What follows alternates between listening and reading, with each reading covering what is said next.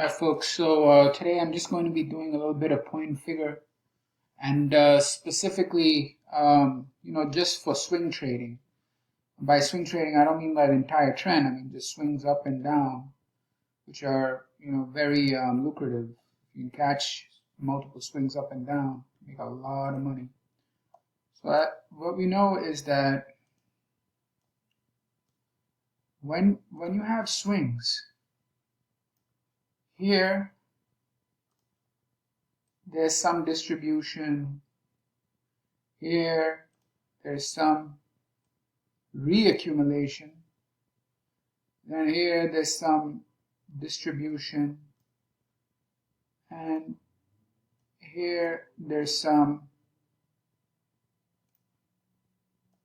reaccumulation. It just goes into that up down, some distribution, reaccumulation, etc., etc. It does that all the time, and that's different from the entire base. You can use the base as well, but you can use this 1-point figure chart. Works very nicely on SPY. So I've seen it in the past, and I was a little impressed, because sometimes figure chart on Momo stocks, stocks that have a lot of momentum, it doesn't have a lot of cause. They just keep going.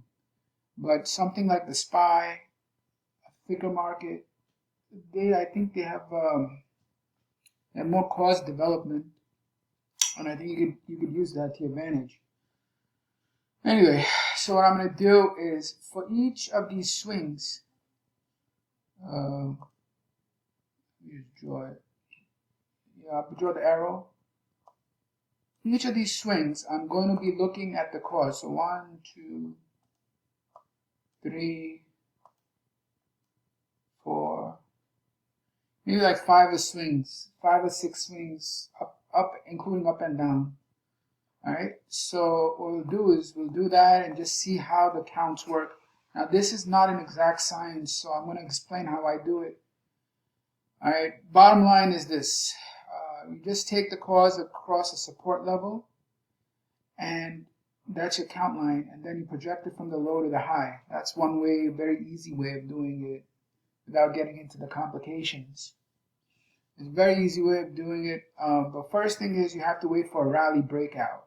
Then you do it. All right, so we know from the daily chart that you had a breakout here, right here, and it's very obvious, right? So we'll do the count. So you mark, you see that this is the breakout. So now what you do is basically take the range. So using the daily, always you got to use the bar chart with the figure chart. Do not do it by itself, you're going to do it wrong. Because it's very important, and I'll get into that later about climaxes and all that. You want to measure accumulation, so you need to see where the climaxes are, and you don't see that in figure chart, you see it on the bar chart. But anyway, let's just do this and be done with it. So that's the breakout. That's the last point of support. So first thing is identify the breakout that takes up market into a new range. All right. So where's the breakout is where I pointed. So now you want to find the last point of support before that, and then you want to extend it all the way back. All right. So that's the breakout. That's the last point of support. Now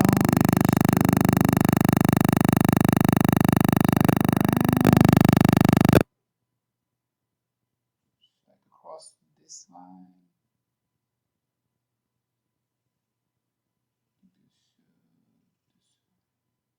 That's the line. I'm doing it wrong, but that's the line. That's your last point of support. Take it, right? So your count is 25. Now let's project it from the low. Go to effect. That 25. That's the high. This can't be right. That's exactly 26. And this count was 25. All right, so that's a pass. All right, now what we'll do is we'll take the count. The climax should be right here. You take the count. How am I doing this? This is the breakdown bar right there. So let's just mark the breakdown bar. That's the breakdown. So now I take the last point of resistance and just mark it and do the count, and then from the, all right, so it's 22. Let's go down here. Holy shit. It's 21.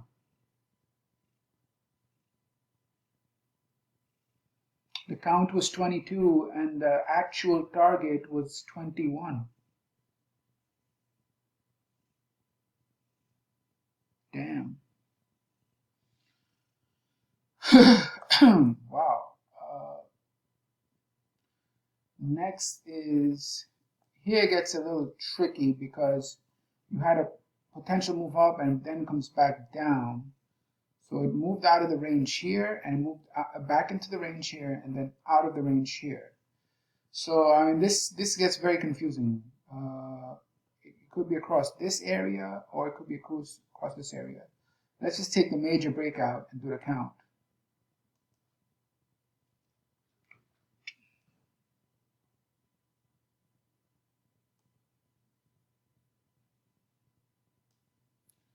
All right, count is 35. Because this is the major breakout, right? And it goes into a new range without coming back. It jumps tests, right? So then you gotta take it. This is the full count. It's 35. This effect, oh boy, it's 33. Damn, all right. I mean, this is like all projections were over 90% accurate. Okay, that is crazy.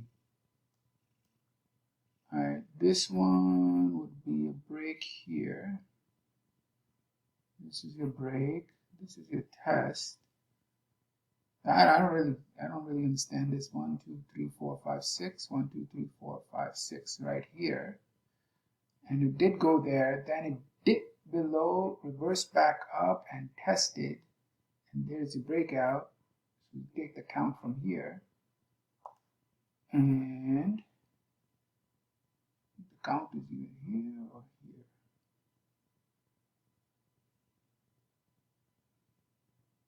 You take the count from here. Or you can take the count from here too. Let's see this. Yeah, that's a valid count. Because it pulls back, right? Yeah, that's a down bar. So it can use this count, or this count, or let's just use the more conservative count. 1, 2, 3, 4. So that's your last point of support, right? I want to make sure I'm consistent. I'm being consistent. You'll find your last point of support will be that. So this is your last point of support. Actually, you see, this thing right here makes me think that this low is the last point of support. So it would be this. So about, let's see if I'm doing it right. That's last point of support. That's your last point of resistance. That would be your last point of support. I think I'm doing it right. Yeah, so that's your last point of support. And how I know is you can see that this is 2 X's right here, right? So the 2 X's and then the breakout. So I'm taking the last point of support, that level.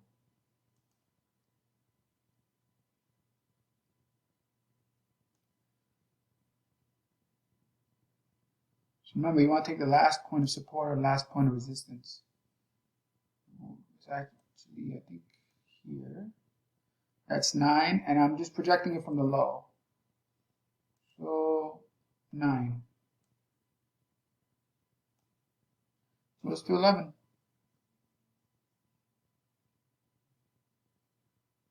Not bad. Projection was 9. 1, 2, 3, 4, 5, 6, 7, 8, 9. Holy shit. It's actually 10. 1, 2, 3, 4, 5, 6, 7, 8, 9, 10. Oh my gosh. I just drew a little bit inaccurate. So 1, 2, 3, 4, 5, 6, 7, 8, 9. I just leave it at 9 and say it went to 11, but whatever. If you want to use 10, use 10. But actually, I think it's 10 because I'm using that level, and the level is accurate. It's actually 10. And the market went 11 and then pulled back. So from this study, we see the effectiveness of point and figure, and on a higher box size, someone should take this entire count. The entire count is this, about 81 or 82. I don't know how. I mean, I would use a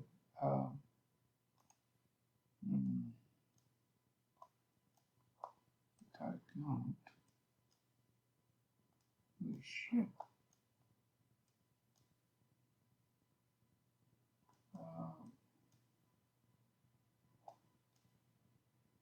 What's that?